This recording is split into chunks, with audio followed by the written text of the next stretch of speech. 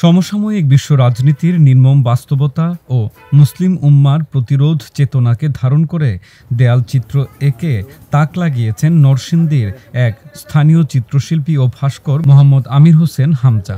উপজেলার মরজাল বাজারের সড়কের ধারে ব্যতিক্রমী এই দেয়ালচিত্র আঁকতে দেখা যায় হামজাকে। সম্প্রতি এক সপ্তাহব্যাপী অক্লান্ত পরিশ্রমে তিনি আঁকেন এই দেয়ালচিত্র, যেখানে প্রতীকীভাবে ফুটিয়ে তোলা হয়েছে ইরানের প্রেসিডেন্ট আয়াতুল্লাহ আল খামেনি ও প্রয়াত ইব্রাহিম রাইসির প্রতীকী মুখচ্ছবি। পেছনে বিস্ফোরণের ধোঁয়া, আগুন, ইরানের পতাকা ও মিসাইল প্রতিরোধের বার্তা। চিত্রের পাশে লেখা হামজার নিজের বাণী, শহীদের রক্তই স্বাধীনতার মুখপাত্র। প্রায় 30 বছরের মতো এই লাইনে আছে। এই পেশাটাই আমার কাছে ভালো লাগে আর কি, ভালো লাগে, আঁকা আঁকি করতে ভালো লাগে, তারপরে সম্মানও পাওয়া যায়। আমি তো ছোটো সময় থেকে নিয়ে এই পর্যন্ত অনেক জাতের ছবি আঁকছি।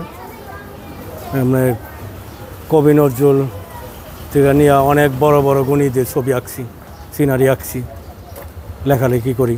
আমাদের বড় নেতা যায় ওনার যাতে বিজয়ের পতাকা নিশান ছিনিয়ে আনতে পারে। প্রতিদিন মরজাল বাজারের পথচারী, ব্যবসায়ী, শিক্ষার্থী ও আশেপাশের মানুষ এসে দাঁড়ান এই দেয়ালচিত্রের সামনে।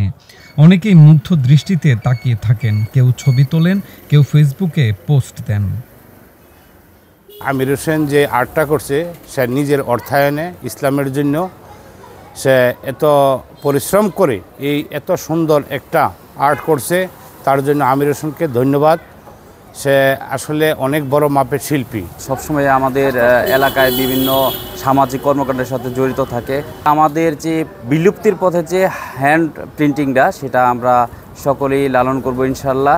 আমরা চেষ্টা করব ওনার এই প্রিন্টিংটাকে ধরে রাখার জন্য এবং ওনার পাশে দাঁড়ানোর জন্য সকলের জায়গা থেকে।